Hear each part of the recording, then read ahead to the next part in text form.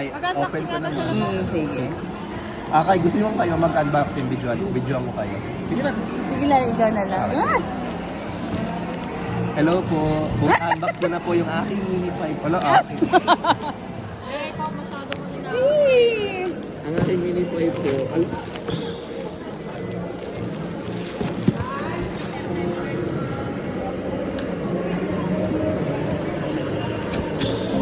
Yes!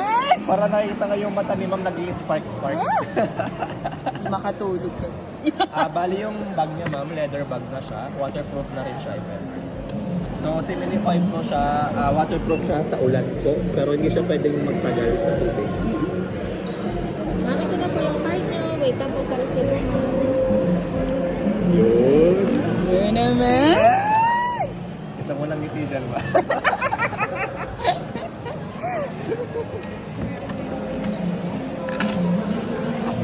And ito na siya ma'am.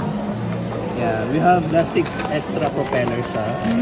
6 pairs of extra propellers na po siya. If ever na masiraan kayo ng LC. So, 6 pairs na siya, 12 pieces na to. So, 2, 4, 6, 8, 10, 12. 12 pieces na siya. Then, ito na po yung kanya.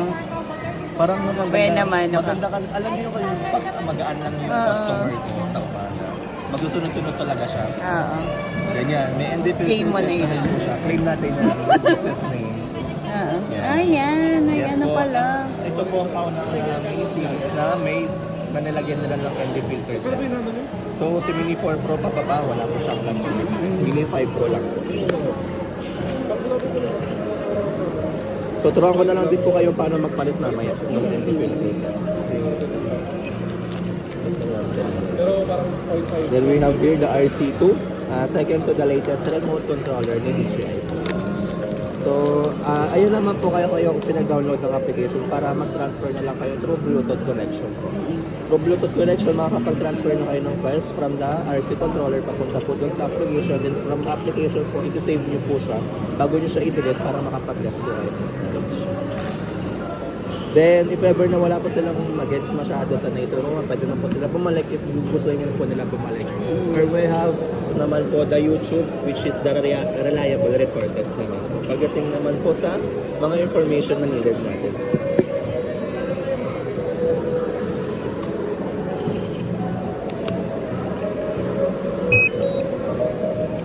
Parang sabi niyo, sir, tama ba itong decision? Sisipagan palalo niyan. So, we have here the charging parallel hub, tsaka yung kanyang 2 extra batteries Oh, po. may 2 extra batteries. Yes po. Nice. If ever na, yung kunyari, yung 1 po, yung 1 battery, pwede nyo gamitin na for testing.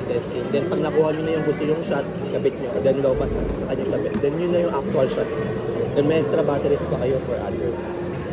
So, this is a battery life. 36 lang. 36 minutes flight time po. Kasi yung plus ang 52. Opo, yung plus po kasi yung 52 kasi yun, 61,390. Then, meron na rin siya sa drone itself po, meron na rin siyang propeller handle. Propeller handle po, it fits po after you use the drone. Pwede nyo siya ikabit para hindi magkewang-gewang yung propeller niya kung sakali man po, itatago na natin.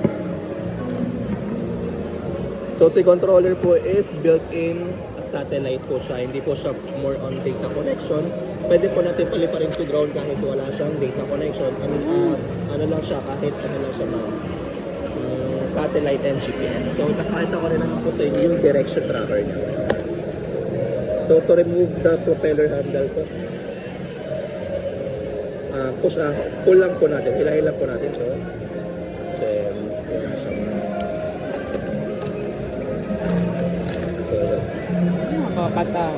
yes po, one of the risky, sasabihan ko na po kayo, naiingatan nyo talaga. One of the risky method or risky part of the drone po talaga is ang kanyang gimbal. Kung tawagin po talaga sa atin is camera. So, make sure lang maiingatan natin siya. So, sa pagpapalit ng propeller, ang ND filter niya, ganun lang natin siya, ma'am. Wow! Mahigpit siya. Or baka hindi Ay, siya nare-remove. Nare-remove siya kaso with iba pala siya sa ibang ano.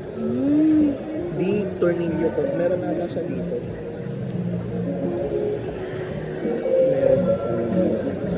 O baka ni, Hindi po, try ko rin ko yung set.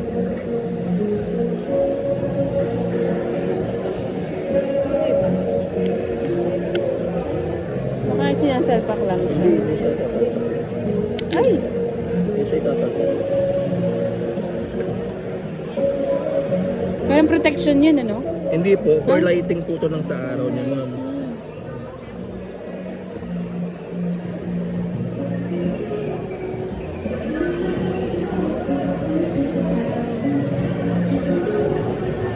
Yun. Ano nga? Sorry ma'am, ngayon pala dito natutunan eh. Oo, sige lang. Salpak lang siya din, yun nga po. Tama ka be, sasalpak lang siya. Yun. Wait, parang iba't iba yung ano Yes niya. po. Makikita nyo naman yung ano niya, result niya pag pinalipad nyo siya with ND filter set kung ano yung mas magandang kuha. Since araw po kasi pirang kumbaga sa ating tao, sunglasses po. Okay. Sa araw, then mas lalo na siya sa sunset. Pagkukuhanan niya ng sunset video, yung ano po, yung kukuhanan yung video. Akala ko tinatanggal. Sa Air 3S po kasi tinatanggal eh. Oo. Ginaganon, pinipilit. Ah. Hindi mo na daw. Hindi mo wala. Pero tawag ka.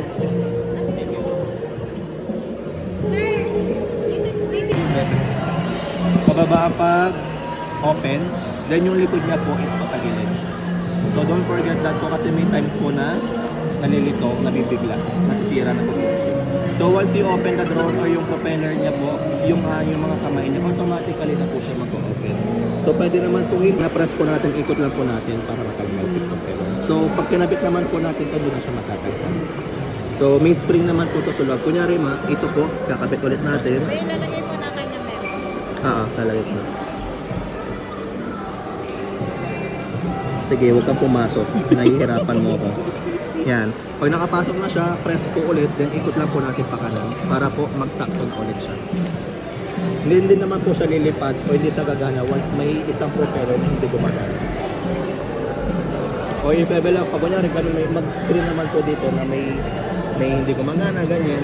Then ito-check nyo lang po bawat 20 meters saka lang po natin magagamit si return to home button. Return to home button po, dito nyo siya pinalipad, then dyan po siya babalik. Isang press, isang right. Tapos forward, backward, tapos left and right po. So pagdating pa napalipad sa drone, wag po tayo kay drone